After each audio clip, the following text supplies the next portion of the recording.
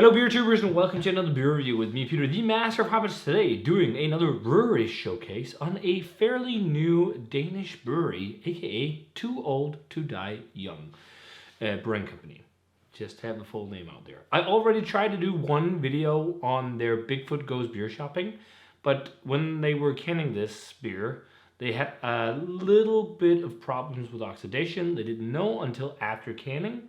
So unfortunately some of the cans were oxidized and I got one that was oxidized, so I didn't do a video because it wasn't fair. But basically, Too Old to Die Young, they're really new on the scene and they're bursting onto the scene like really quickly. They know that you have to have really good recipes on board. They know you have to really good marketing. They know you have to really good like artwork, everything just has to be cohesive to break the mold nowadays because there's so many brewers doing craft beer. They also have really good backing because they're not on their own. They have a financial backing via Recom. They're part owner of the brewery. Recom is Restaurationscompagniet. It's a huge chain of like bars and restaurants, mostly bars, nightclubs, that has loads of different chains throughout Denmark, like Proud Mary, which is fairly new. They've got Skål, I believe, which is craft beer bars. They've got Heidi's Beer Bar. They've got many different bars. If you just look up their website, you can see all the stuff they own. Like pretty much Jump in Aalborg, where most people go out to party, is owned by them. I can't remember how the split is in terms of sharehold, but they're a group of fellers. I think there were 4 guys, and one of them, Jesper, came from Royal Unibrew. He was actually part of Anarchist, and as you know, I've been very vocal about being anti-anarchist.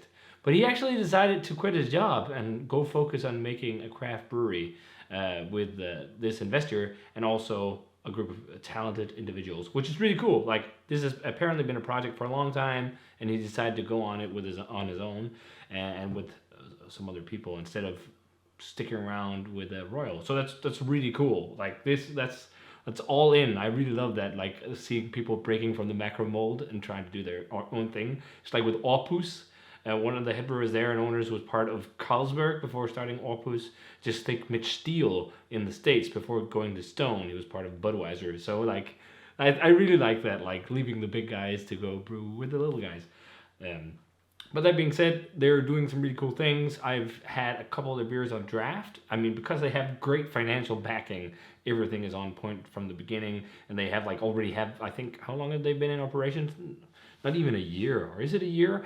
And they already have a craft beer bar, or a beer bar in Copenhagen, Too Old to Die Young, with a small kitchen, I believe. They do burgers, something. I haven't been there.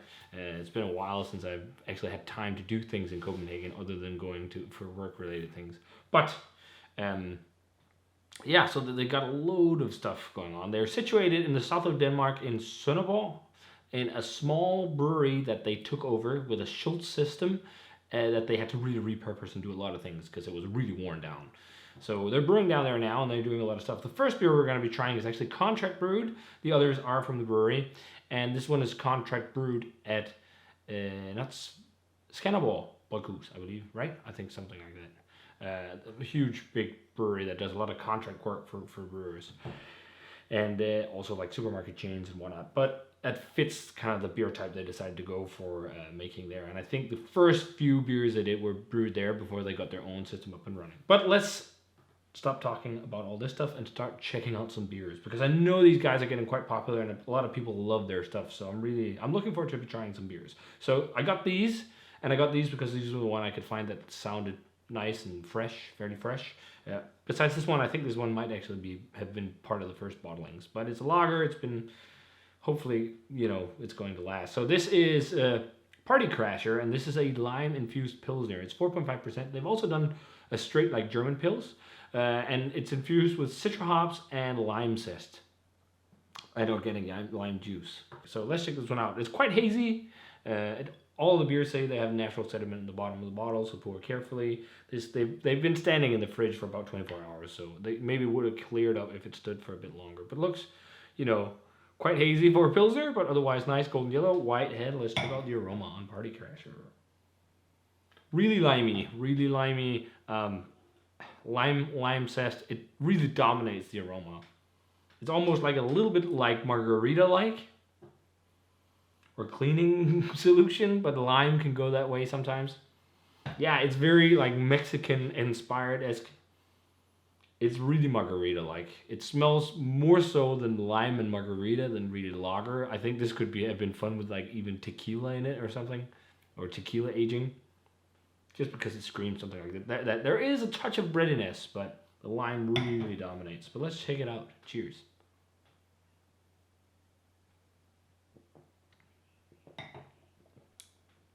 It's really limey. Softly bready too. Not a ton of carbonation. I'm just gonna try a swig from the bottle. That's a little bit better. It's because I spent so much time taking photos and all this stuff, or just trying to build head retention. I often end up knocking out, or getting heads for pictures. I often end up knocking out just a bit of the carbonation. That's definitely better. It's still soft. Yeah, it's just like it's a lime bomb. It's slightly fluffy actually for 4.5% beer, which is quite nice. Light malt character. It's slightly cracker. It's ever so light. It's kind of like, yeah, it's inspired. Tastes like inspired by kind of like a pre-made Mexican lager, but there's so much lime that it overshadows everything else, which I think is a bit of a shame. And for some reason, I'm getting Desperados vibes, which is a terrible beer. This is much better. This actually tastes like beer, and not like crazy weird fake tequila flavoring, because that's like flavored with tequila flavoring. I think it's just a touch too much lime for my taste. I would have liked a bit more subdued lime flavor. Also, I would like more bitterness and dryness. Like both Citra and lemon drop hops, I'm not tasting. I'm just tasting all lime.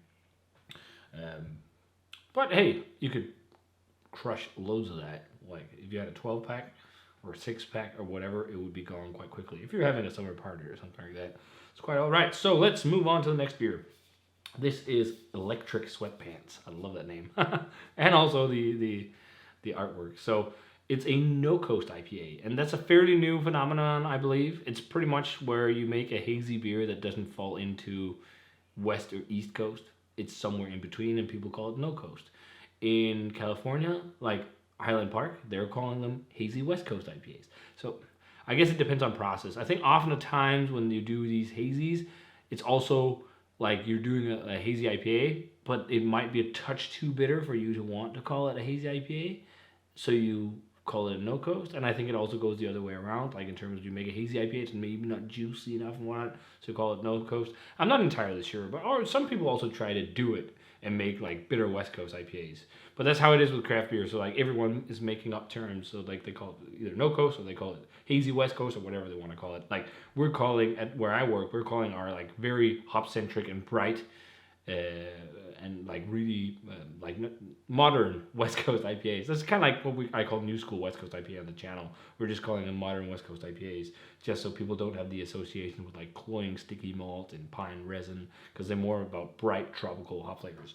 But this one is hot with Citric Galaxy and Eldorado hops, which is an amazing combo. It's 5.8%. And I don't think, yeah, this one seems like it's all hops, because they have a thing with a lot of their beers, actually, especially the hoppy beers. They add fruit puree, fruit puree. And I think that might come from, I don't know where that idea comes from. It might be to, create a layer of the fruit flavor you want to accentuate with hops or something like that. I know it's a big thing they did a lot at Anarchist, and I think it's kind of like a Kissmaya thing, but because I think that he did that a lot. But let's check this one out. So Pour is a very pin bright, hazy looking IPA that looks very bright. These guys have a hop gun, and they can just go nuts with huge charge of hops and knock it through there, which I believe they're doing with this one, because it's really pin bright and hazy. It looks like how I want my hazy IPAs. Whitehead, let's check out the aroma. Yeah, cantaloupe, quite cantaloupe actually. There's like a Skittles candy orange yeast profile. And like to me, immediately, this kind of smells like London Fog or London Ale 3 yeast. Because it can go a lot of different ways with its hop character, but this is really pin bright. This smells really nice. I think this smells like a New England IPA, not like a no coast, at least on the aroma. This smells like bright New England IPAs and not like overripe juice bombs, which I'm sick of. There is some juice, but it's quite hop centric.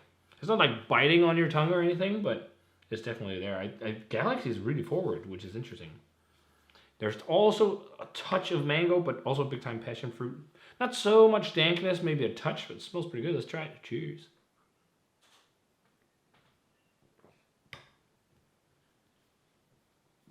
Ooh, marmalade-y for a quick sec there.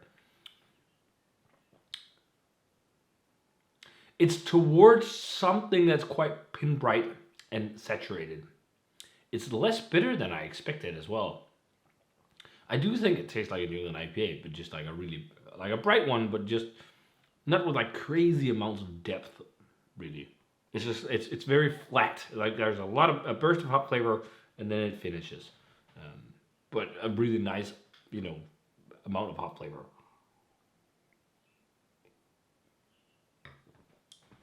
5.8%, pretty good body. It has like, I'm getting like Skittles or something with the yeast profile. Like it's a little bit candied, but also loads of lime pith and lime zest. Like it's quite pithy. I don't really think it's really bitter. I've heard some people say this is bitter. Like this is your tolerance for bitterness. You should drink some different types of beers with real bitterness, because this is not a lot. I think this is more like hop saturated bitterness. And I don't know when this was canned. Does it say on there?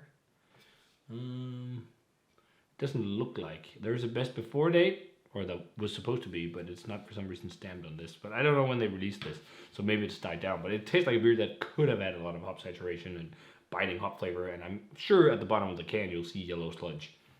But let's move on to the final one. This is the one I've been most excited about because it's a West Coast IPA. This is a collab with Fanny Boy Coops. This one people went nuts over on social media. I'm just a bit late to the party because I've had loads of other beers to try. But so many people went nuts over this, and I really want to try it. It looks a bit more old school, but I love West Coast, and it's awesome to see more people doing it. So this is a collab with Fanny Boy Coops, a fantastic brewery here in Denmark as well. I should definitely get on reviewing some of their white and red wedding and those kind of beers because they are really nice barrel-aged beers. But yeah, this is Best Friends Forever. And artwork here is amazing. It's like two worlds meeting. They got a story about friendship on the back, which is pretty cool. You've got like the Fender style old guy there hugging a skeleton, which is Too Old to Die Young. And their style, so it's an 8.5% West Coast double IPA. This was canned on the 21st of April. So it's close to 2 months. So not dead fresh. So I actually thought it was tapped in May. But maybe that was just because I didn't hear of it until they were at the beer festival in Copenhagen pouring this. Because a lot of people went nuts over it there. So 8.5%. The hops were Citra and Equinaut. And then this one they use grapefruit puree and lemon puree. I wonder if the inspiration in using that comes from something like Sculpin. Because Ballast Point Sculpin, they did the pineapple, habanero, grapefruit, all these, where they used purees to give fruit flavors. Back in the day, people hyped that stuff up, I remember. And they were really nice. They also used dextrose, of course. Always use dextrose in West Coast IPAs to dry them out. So pours a lightly hazy golden yellow color, touch of orange hues to it, but in the light it looks fairly pale. White head, not a lot, but what's there looks nice. Let's check this one out. Okay, so fairly mild on the aromatics. There's definitely grapefruit. It smells quite classic, quite old school so far in the aroma. Even though it's Citra and Equinaut. But I think Equinaut can give loads of old school, like earthy, resiny flavors. It's never been a favorite hop of mine. Actually, one of my least favorites of newer hop varieties. There's just something about it that's never really been my jam. There's a touch of pineapple for sure. And it's got like sticky, resiny vibes. It's smelling old school. And you can smell that it's not dead fresh. It's not crazy old, but it's starting to have that older hop flavor. It smells a bit like good addition of kettle hops too, maybe. Just because it has like that sticky hop sensation, that aromatic hop oil type thing. And you get that with kettle hops more so than dry hopping. But it smells nice and old school. It smells really good. Let's try it. Cheers.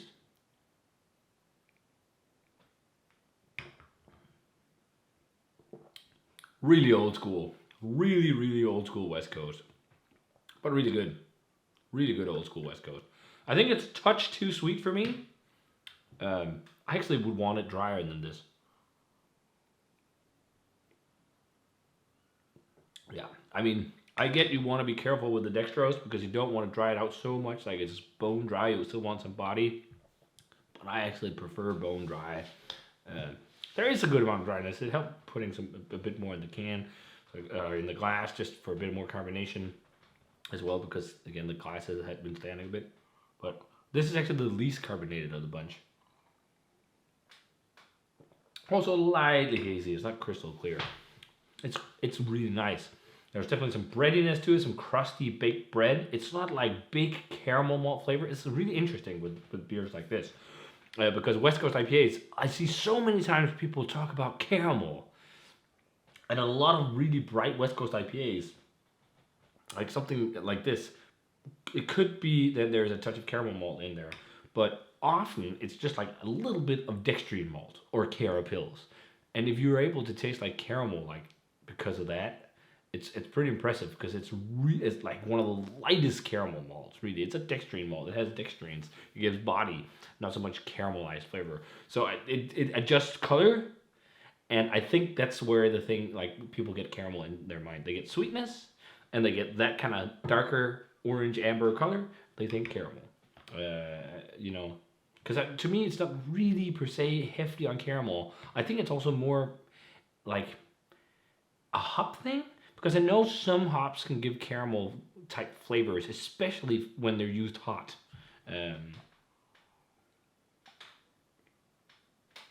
But it's a really nice old school West Coast IPA. But personally, more bitterness and more carbonation and less sweetness. Because I think it has a bit of that sugar-coated grapefruit, sugar-coated piney, resiny kind of thing. It's nice, but I'm just getting further and further away from sweeter flavors in beer unless they're stouts. And so that's just a personal preference. But otherwise, for an old school West Coast IPA, it's really well done. It's been a while since someone has done something like this. And I think the addition of grapefruit puree and lemon puree, they just kind of boost the flavors of the hops, really. I think blind, I wouldn't notice them. Maybe there is a touch of like a pithy, lemony thing, but mainly it's just like a lot of grapefruit, some pine, some pineapple, and then that sticky resin, sugar-coated grapefruit, a little bit of sugar-coated like a sweet citrus fruit. It's all like this. It's sugar-coated citrus fruit, almost like the dried, sugared, or like if you ever boil slices of citrus fruit and sugar, it's almost like that kind of candied citrus fruit thing. But yeah, these guys are really off to a great start. I'm really looking forward to be following these guys and see how they're going to be doing. I don't think any of these are mind-blowing beers, but they're really well made. Really well made. Favorite? It's one of these two, to say the least. I'm leaning, I actually thought,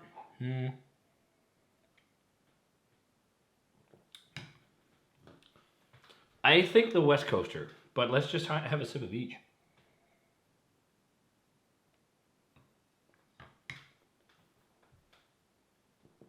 And then you're tasting something that tastes a little bit more like a modern West Coast IPA because you want that expression in a clear beer. Because that's more hop forward than yeast forward.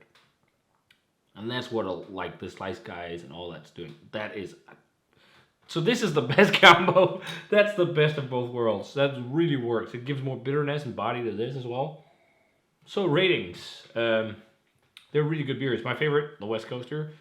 Let's go like a 91 or something like that. It's just, or straight 90. Really well made, dead on West Coast IPA. No flaws, just a few things to tweak to make it even better. The No Coast IPA. That's also around straight 90. It's maybe an 88. It likes a bit of body and just like a bit of depth to be like really like my jam, but otherwise you can taste they're dialing stuff in, they're getting there with equipment. And finally, the lime infused pills. Yeah, I'm not too fond of this one. It's not terrible, but it's just not fantastic beer either. I'd much rather just have a fresh German Pilsner. So I think I'm going to go like 80, maybe 82 on that. It's all right beer. It's decent beer, but it's nothing major. So yeah, that was fun. If you guys had a chance to try either of these, let me know. Stay tuned for more videos about these guys. They're just doing lots of cool stuff. Whenever they put something out that sounds interesting, I'll try and get some, because they're a promising new brewery in Denmark. So yeah, check them out. And if you've had some Too Old to Die Young beers already, let me know what you thought of them. If you had a favorite, let me know. And as always, remember to comment, subscribe, check out the Facebook fan page, and Twitter, and Instagram. Give this video a thumbs up if you enjoyed it. And ring the bell for future notifications about videos. And I'll almost like cheers in some West Coast IPA. And see you guys in another beer review.